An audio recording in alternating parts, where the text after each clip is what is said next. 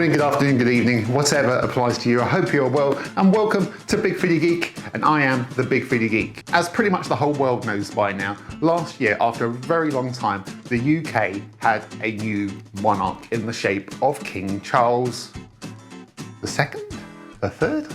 I don't know what number he is. However, he has yet to have his coronation, but that changes this weekend, hopefully this weekend anyway, if I get this video up on time, with his coronation. Now, whether you're a fan of the royal family or not, it's going to be a huge deal here in the UK. So there's going to be celebrations, there's going to be parties, we're getting the day off on Monday because it's going to be treated as a bank holiday. That's my favourite part. And generally the UK is going to be celebrating having voted in this new king. You don't vote for kings? What do you mean we didn't vote for him? But regardless of how you feel, whether you're celebrating, whether you're not celebrating, or whether it's just another day to you, round celebrations comes food. And there is always some sort of food to mark an occasion like this in the UK. For Queen Elizabeth II's coronation, we had coronation chicken. That was the dish of the coronation. I actually bloody love coronation chicken, and I actually did a video on it, and it's one of my more popular videos. So it looks like the rest of the UK agrees with me. Coronation chicken is great. But for King Charles's coronation, we have got the coronation quiche. Now, don't get me wrong, I bloody love a quiche, but this one's not really blowing me away because this one consists of spinach and broad beans. I mean, obviously there's eggs and cheese and stuff because it's a quiche, but that's it. That's the main components of it. Now, I'm all for it being a vegetarian dish.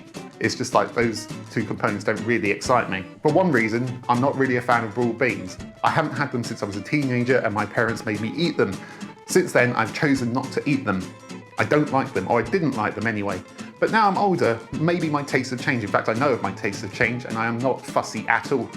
You've seen me on this channel, I've eaten all kinds of weird stuff. I can handle some broad beans. So I thought, let's make it today. Let's make the coronation quiche. So that's what we're gonna do. We are gonna follow the official recipe on the royal family website, and we're gonna see how it turns out. Now, looking at the recipe on the website, actually the coronation quiche was originally created for a big lunch at the Oval Cricket Ground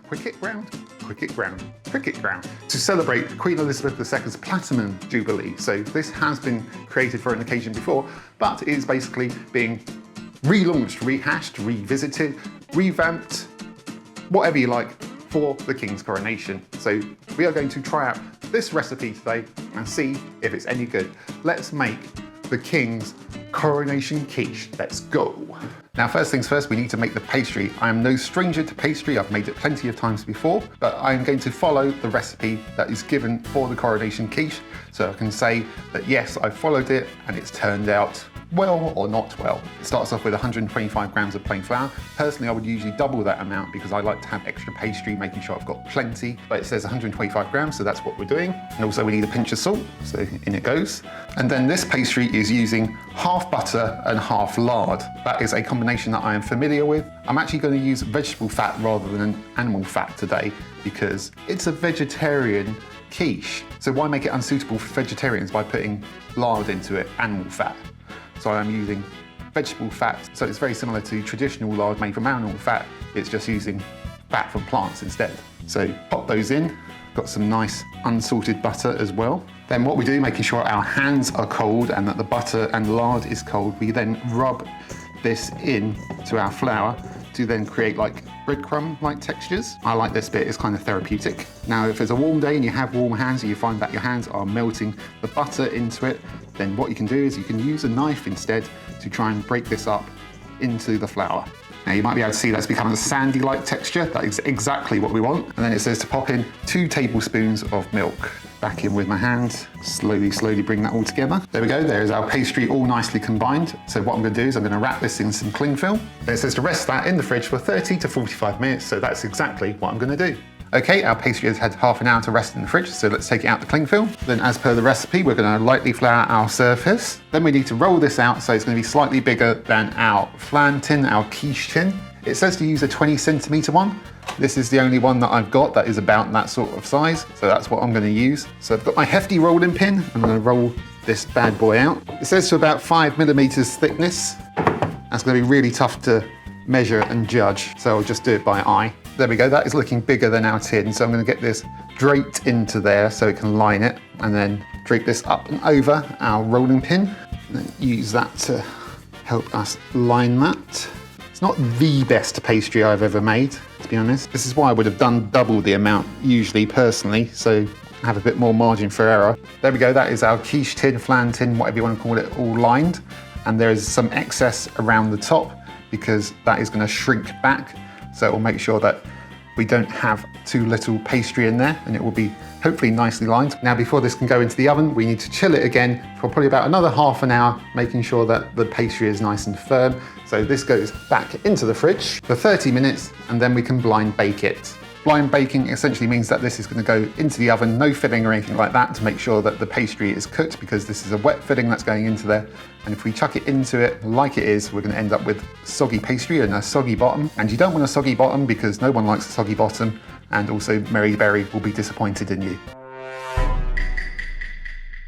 So we want to line this with something first. I'm going to use foil. I like to use foil because you can really scrunch it up and get it in there to help line it. And also it helps conduct heat and helps it cook that base better. So let's just scrunch this a bit and just shape that in and around. Then you need to weigh this down with something like baking beans, or you could use rice, uncooked rice as well. That works nicely too. Or just general dried beans works as well. But what I like to use is a combination of baking beans and rice.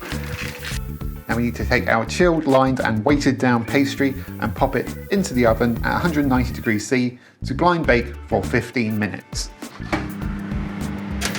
Computer, timer for 15 minutes. 15 minutes, starting now. Now play God Save the Queen by the Sex Pistols. Right, it's been 15 minutes, so this is coming out of the oven. Don't know why I went so high with that, it's not that heavy. Then I'm going to very, very, very carefully take this out. Now the official recipe doesn't say to do anything else with this, but what I am going to do is I'm just going to trim some of the excess pastry across the top so we've got a nice even top for our quiche. So there we go, I've trimmed off the excess pastry. There are a few like bubbles formed. One thing it didn't tell you to do is like kind of gently prick it with a fork, because what that will do is stop any air bubbles rising in the pastry. Didn't tell you to do that. Usually I would, but it didn't tell me to. Now while the base is having a moment to cool, we can move on to the filling. Now for the filling, it says we need 2 eggs. So 2 eggs are going into this bowl. And then it says add 125 millilitres of milk. Doesn't say what kind of milk, so I've just gone for semi-skimmed. And 175 millilitres of double cream. Let's go combine that together. Then it says to use a tablespoon of chopped fresh tarragon. Well, I couldn't get my hands on fresh tarragon, so I'm just going to make do with dried. It also says salt and pepper. It doesn't specify how much. Typical British recipe, just leaving the seasoning as an afterthought. Anyway, I'm going for a teaspoon of salt and a teaspoon of black pepper. Now with that combined, we can move back to our base, and it says to have 100 grams of grated cheddar cheese, and then to put half of it over our quiche base. Next we need to put over our spinach and broad beans. It says to use 180 grams of cooked spinach. I've gone with frozen spinach because I find that really convenient. It's really good value for money, and you can just keep it in the freezer until you need it and then defrost it. What I ended up doing is I poured a load of boiling water over it and then just wrung out all the excess liquid. It's much better value than fresh spinach, because when you buy fresh spinach, you have to cook it and then it wilts down and you end up with like a fraction of what you bought. It's not suitable for all purposes, but for this one, it is. So let's scatter the spinach all across the bottom. And then we need to put over our broad beans as well. Again, I've gone for frozen broad beans because frozen veg, very convenient. So the recipe says to use 60 grams, but I'm actually using a bit more. I'm actually using probably about 80 grams, because you can see 80 grams is only about that much in that bowl, which is not a lot. So I thought I'll go with a bit more. So let's scatter our broad beans over as well. I wonder who thought, oh yeah, we really need something special for this royal occasion. Let's throw in some broad beans. And then it says to scatter over the last of our cheese. Then this goes back into our oven, which has been turned down to 160 degrees C, and give it 20 to 25 minutes. Carefully, hopefully without spilling any of it. Okay, after 25 minutes, let's have a look at our Coronation quiche. Oy! That looks pretty well done. Is it set? Does it feel set? Yeah, that feels pretty set in the middle to me. So I'm just going to give that some time to cool down in the tin, and then we can try and take it out of the tin and see how it looks, and most of all, see how it tastes. So here is our Coronation quiche out of the oven, and I'll be honest, it's not the best pastry I've ever done, but then again, it is not my usual pastry recipe. I did not follow the usual steps that I would usually do for pastry, because on that recipe, it didn't say to put it back into the oven to give it some extra time to blind bake. Usually after taking the baking beans out, we'd then pop it back into the oven for another good 5 or 10 minutes to get more colour onto it, to crisp up that base even more. It's also a lot thinner pastry than I would usually do. I would usually do double that amount to make sure that the pastry is thicker, and generally it's just not how I would usually do it. But I followed the recipe as closely as I could, and that's what I got. So honestly, I'm a bit disappointed in the pastry. But the pastry is only part of it. What is important is how it tastes, and hopefully it's cooked nicely all the way through, so we get a nice slice of quiche. So I'm going to cut into it. It's still warm, which is not how I'd usually have my quiche. I like it cold, but I don't want to wait around. It's lunchtime, I'm hungry, and I want to see how it's turned out. So we're going to cut a good slice out of this and see how it tastes. Out the slice comes. Oh, plenty of spinach in that, no question. I'm not going to complain about the filling, there's plenty there. There's plenty of spinach, plenty of broad beans. The cheese looks like a nice colour as well. It certainly smells nice, but the proof is in the tasting, so let's go give this a try, shall we? So here we go, one slice of quiche. Fit for a king?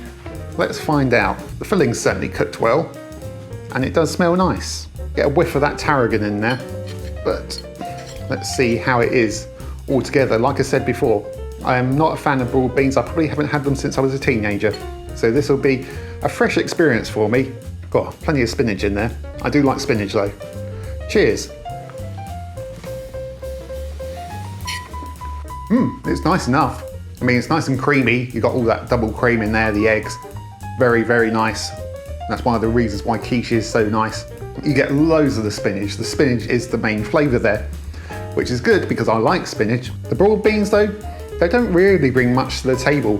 They add a little bit of a pop when you bite into one, but you don't really get the flavour of them, which probably is maybe a good thing. But I'm going to try one by itself because it's been about time since I tried one. So let's taste a broad bean by themselves. I mean, they're not awful like I remember. They don't taste it too much, to be honest. But again, I don't see why they're really like a hero ingredient in a quiche that's supposed to be for the royals, you know. But it's not bad, it's not bad. One thing I do like though, it is pretty affordable. These are not expensive ingredients, which is kind of what you want at the moment. With our cost of living crisis that's going on, you want a nice affordable quiche to make. And this is one, which strikes me so odd as it's for the Coronation, which is not a cheap affair for anyone. So that is what I do like about it. As far as quiche goes, it's definitely not the best I've ever had, it's definitely not the best I've ever made. It's just a little bit uninspiring. So as far as celebratory food goes, it's not really my thing. There are better quiches you could make.